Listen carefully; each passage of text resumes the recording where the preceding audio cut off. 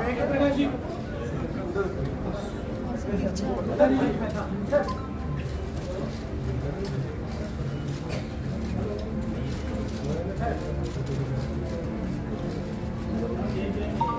सब टूरिज्म से 49% खर्चा उसके ऊपर होता है। तो नागपुर ये टाइगर कैपिटल है। तो अभी जब एडवांटेज विदर्भ हुआ उसमें अब इस प्रक्रिया की शुरुआत हुई कि पूरे विदर्भ में क्या क्या करना चाहिए। जो टेक महिंद्रा के चेयरमैन थे केपी गुरनानी, अभी वो महिंद्रा रिसोर्ट के बने, उनको मैंने हमारे लोगों के साथ अम्बोरा भेजा, उमरेड भेजा, और वो महिंद्रा का रिसोर्ट अब यहाँ डाल रहे हैं। वैसे बाकी भी बड़े बड़े resort, restaurant, cottage, food zone तैयार करेंगे। मेरा अंदाज है कि अम्बोरा प्रोजेक्ट से कम ग्रामीण और नागपुर के क्षेत्र के 10,000 युवाओं को अलग अलग प्रकार से रोजगार मिलेगा। और बिहार में अगले 5 साल में हम लोग ये कोशिश करेंगे कि नागपुर शहर और जिले में कम से कम 1 लाख रोजगार बिहार में और बढ़े। और इसके साथ विदर्भ में, क्योंकि अक्सर मुझे लोग जब ये सब बात नागपुर की आप अच्छी तरह बताते हो तो विदर्भ में सब लोगों के नाराजगी के फोन आते हैं और मुझे पूछते हैं कि आप नागपुर की है क्या, हमारा कोई संबंध नहीं। तो अभी इस बार हमने खासदार उद्योग महोत्सव के बजाय उसका नाम एडवांटेज विदर्भ कर दिया, क्योंकि विदर्भ का विकास होना ही उतना ही हमको दिया है। तो वहाँ भी हमने इस बार ये कोशिश की है कि विदर्भ में 5 लाख और नागपुर शहर में 1 लाख और नागपुर जिले में 1 लाख, ऐसा मिलाकर हम ये टारगेट 5 साल में पूरा करेंगे। और इसके लिए बहुत अच्छा प्लानिंग, पोल से क्या करना, टूरिज्म में क्या करना, मैगनीज में क्या करना, ये सब बातों का एक डिटेल ये अभी इसमें तो देना संभव नहीं हुआ, और ये सब उसमें एडवांटेज विदर्भ ये इसके लिए कैटेलिस्ट करके काम कर रहा है। एक नागपुर की वाटर सिस्टम है, करता हूँ, आभार व्यक्त करता हूँ, क्योंकि पिछले 10 साल में उन्होंने जो अवसर मुझे दिया उसके कारण जो मैंने अलग अलग वचन पिछले 2 टर्म में दी थी लगभग वो पूरे हुए हैं।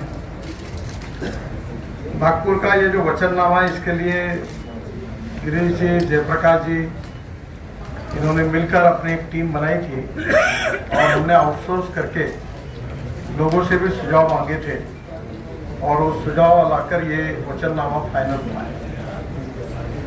हमारे शहर में एक बहुत बड़ी समस्या है कि अनधिकृत लेआउट्स और कुछ स्लम्स, झोपड़पट्टी में हमारी बहुत बड़ी आबादी रहती है और वहाँ कुछ जगह पर अनेक समस्या है और उनको सुविधा देने में कुछ लीगल अड़चने हैं।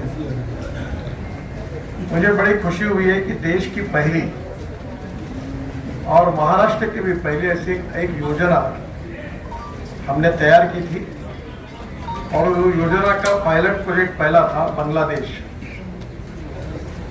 बांग्लादेश में 3,500 लोग, 3,500 घर है और करीब 25 से 30,000 लोग वहाँ रहते हैं। आप में से अनेक लोग नए होने के कारण शायद उनको पूरा इतिहास नहीं मालूम होगा। ये सुप्रीम कोर्ट तक ये नाइक तालाब, नाइक परिवार की जमीन थी और सुप्रीम कोर्ट में वो जीते नाइक, और सुप्रीम कोर्ट ने ये ऑर्डर दिया था कि ये बस्ती खाली करो। ये जो भारत और पाकिस्तान का युद्ध हुआ था तब बांग्लादेश से जो शरणार्थी आए थे उनके लिए वो जगह दी थी और बाद में वहाँ लोग रहने लगे और सुप्रीम कोर्ट ने ऑर्डर दिया था कि इसको वेकेट करो।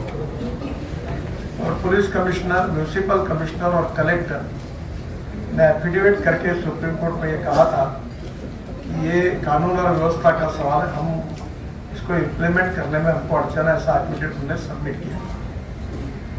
ये जब समस्या का अध्ययन करने के बाद करीब मेरे यहाँ उन कार्यकर्ताओं की, वहाँ के एमएलए विकास कुंभारे और दीपक देवगरे करके वहाँ का एक सुशिक्षित व्यक्ति है, हमारा कार्यकर्ता, सब जानकारी इकट्ठा की गई और ये सब जानकारी इकट्ठा करने के बाद उस बांग्लादेश के लिए एक स्कीम तैयार की गई और स्कीम ये थी कि जो जहाँ जहाँ बसे उनको मालकी हक से रजिस्ट्री करके नाइक जो है वो करके देंगे और वो मालकी हक से अपने मालिक बन जाएंगे और कारपोरेशन का टैक्स लग जाएगा, पानी का मीटर लग जाएगा उनको अधिकार से, इलेक्ट्रिक का मीटर लगेगा और सबसे बड़ी बात है कि वो बैंक में मॉर्गेज कर सकेंगे, लोन ले सकेंगे। और इसमें बहुत अड़चने आई और आदरणीय देवेंद्र जी मुख्यमंत्री थे तो इसकी रजिस्ट्री करने के लिए इनकम टैक्स ने ऐसा स्टैंड लिया कि इसमें रेडी रेकनर के हिसाब से इसका रेट पक्का करके फिर इसके रजिस्ट्री की आपको जो है कि ये रजिस्ट्री की फी भरनी पड़ेगी। फिर हमने देवेंद्र जी को रिक्वेस्ट की और महाराष्ट्र सरकार ने विशेष बात करके कैबिनेट में निर्णय किया और बहुत ही रिजनेबल प्राइस में रजिस्ट्री हुई। और इनकम टैक्स का जो प्रॉब्लम था उसके लिए सीबीडीटी के चेयरमैन आपके 5-7 बार दिल्ली मीटिंग हुई।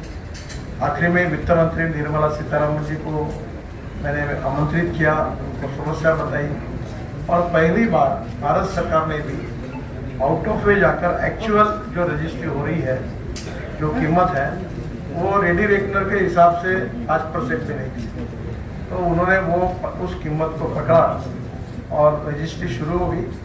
अभी तक 550-600 रजिस्ट्री हो गई और अभी जल्दी ही पूरी हो जाएगी। ये पहला सफल प्रयोग हुआ है। अब इसी के आधार पर हमने महाराष्ट्र सरकार ने और देवेंद्र जी ने योजना लाई थी, झोपड़पट्टी के पट्टे दिए। तो पट्टे देने के बाद उसके ऊपर लोन नहीं मिल सकता या वो घर बना नहीं सकते।